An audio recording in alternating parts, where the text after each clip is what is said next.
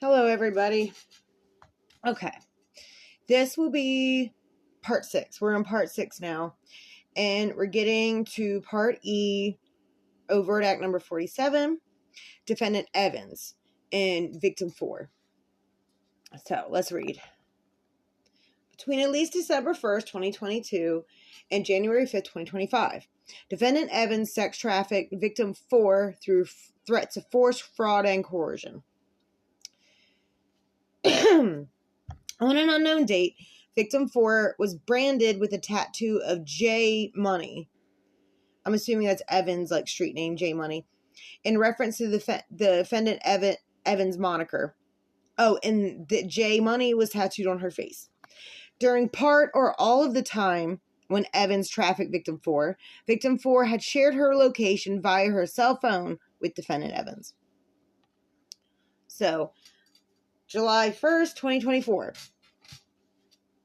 An encoded text message, defendant Evans asked victim 4 to report when she had completed her commercial sex dates, and victim 4 replied when she had done so. August 7th, 2024, victim 4 reported to Evans that she had made $800 on a commercial sex date and that the money was on her Cash App. Defendant Evans responded, "Great night."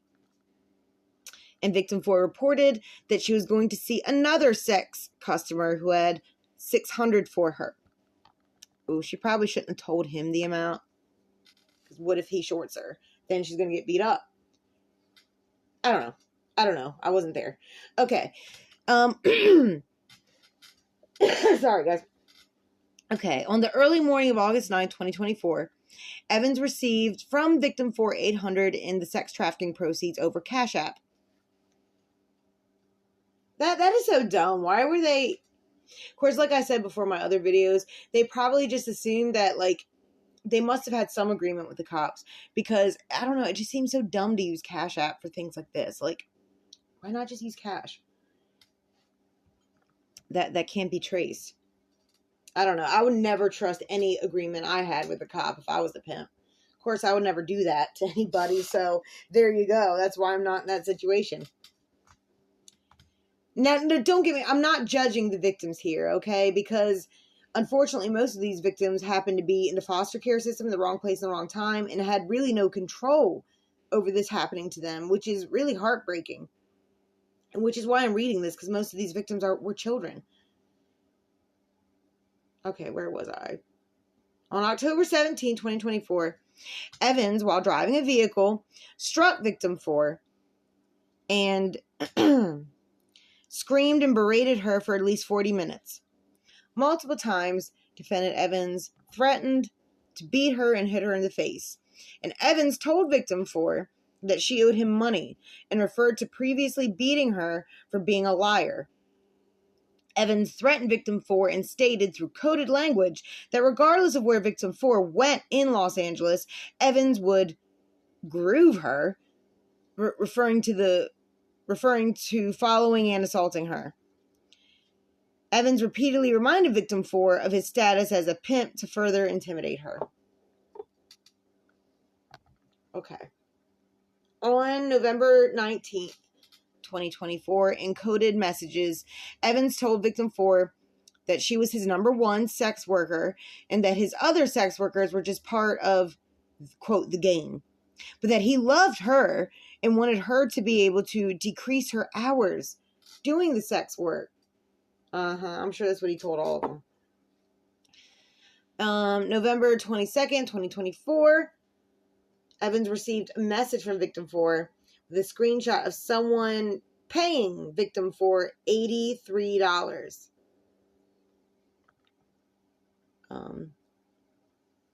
November 24, 2024, through messages, defendant Evans received reports from victim 4 of at least 5 commercial sex dates, inquiries from victim 4 asking defendant Evans if he wanted her to go to another location or keep working where she was.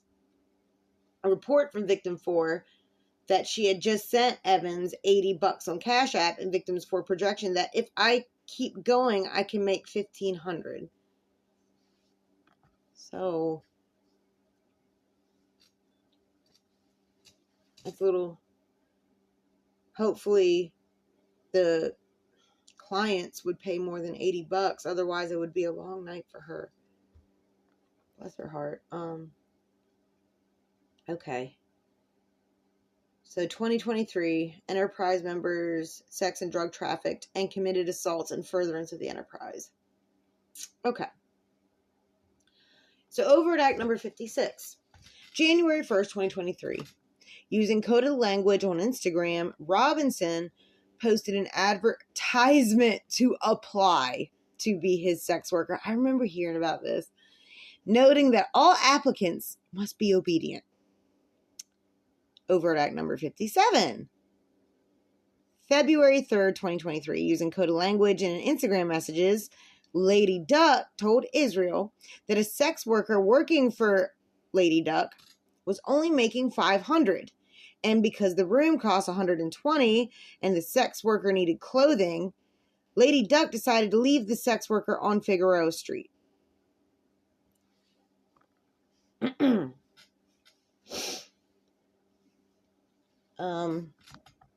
Okay. Number 58, February 16th, 2023. Israel instructed an unindicted co-conspirator on how to pimp, including moving sex workers around to different states. See, there you go. It definitely wasn't just Figueroa or LA. They moved their workers around. All right, and then March 24th, 2023, defendant Crockham posted an advertisement on Instagram selling promethazine with codeine. On Instagram? For real? How did Instagram not shut these people down? All right, and on May 27th, 2023, more Instagram messages. Defendant Amoko asked defendant Israel if Israel knew any good carpets. Referring to sex workers who primarily work in hotels and or casinos. Okay, June 26, 2023, using more coded language. Robinson recruited a sex worker, enticing her by offering that she could go on tour with him if she started working for him. Robinson stated that his most motivated sex workers would be going with him, while some stayed back and worked the corridor.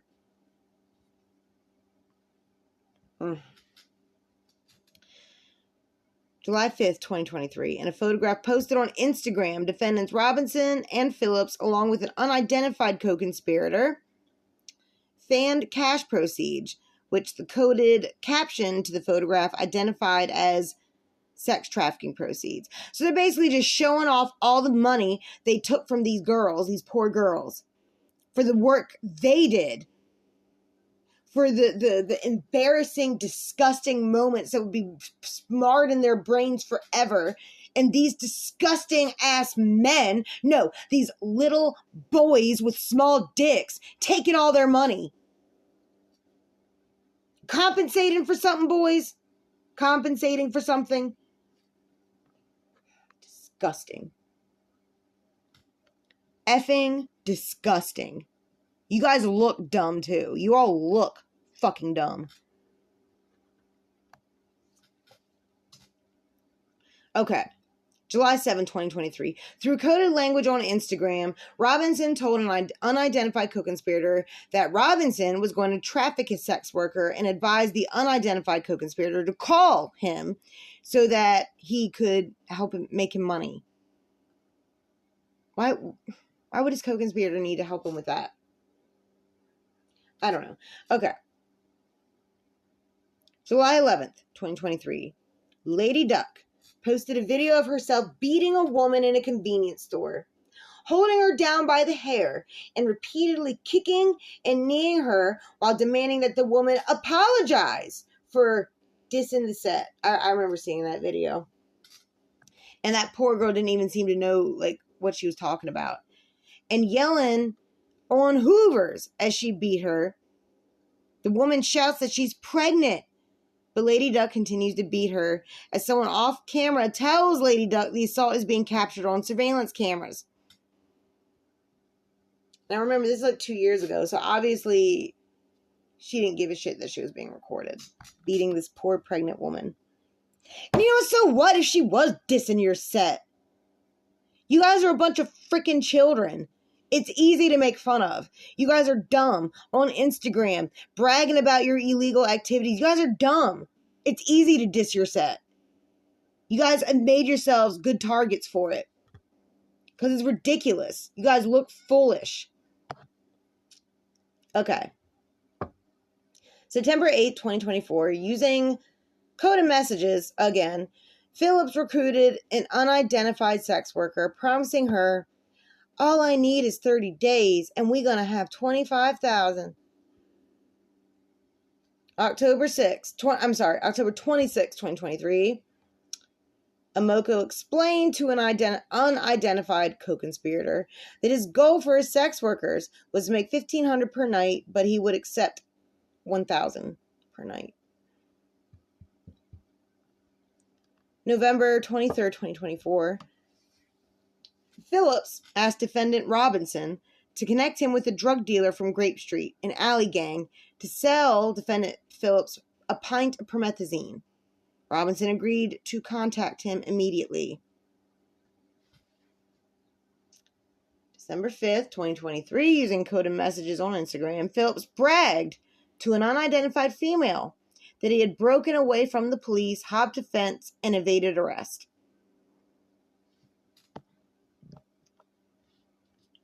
And then he's bragging about it online. Obviously, the police weren't looking that hard.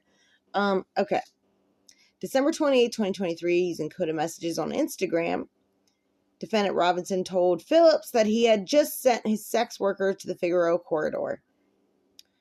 December 29, 2023, the next day, Amoko told an unidentified potential drug customer that he had oxycodone for sale. Same day, Amoko warned defendant Brooks regarding the presence of rival gang members in and around their territory, and Brooks thanked Amoko for looking out. And then November or December 2023, the defendants Gray, Harris, and Brooks assaulted a pimp who was in the Hoovers territory without the Hoovers' permission. Phillips filmed the assault. Phillips and an unindicted co-conspirator stole the pimp's car and moved it into an alley where other Hoover members broke it down and sold the pieces. Okay. On an unknown date, victim 5 was branded with a tattoo of Hands Secure Payments in reference to the defendant Amoko's moniker on her buttocks. Oh, God. June 21st, 2023. Amoko and victim 5 had an argument, and victim 5 briefly left defendant Amoko over coded messages. Amoko told victim 5 that she had not given him a chance and implored her to come back and told her to tell the people who picked her up that he would give them gas money to return her. And then victim 5 ultimately replied, "I'm sorry, Daddy," and promised that she was not leaving him. Preparing her for more sex work, Amoko ordered that victim 5 would get waxed and have her hair and nails done, and that they had a mission to accomplish together. July 6, 2023, Amoko ordered victim 5 to turn on her location monitoring so that Amoko could track her location. July 20th, Amoko pleaded with victim 5 to continue working for him, telling her he had no one else, that she was exactly what he needed, and that by leaving, she was giving up on their collective mission and plans together. Victim 5 reminded Amoko that he had left her before and that it had undermined her confidence. Amoko replied that he only wanted to encourage and motivate her, and victim 5 continued to work for him. There's got to be, like, more context to all this, like, way more manipulation, because it cannot surely be as it's written here, because, I don't know, it just, there's obviously more to all this, in my opinion. Like,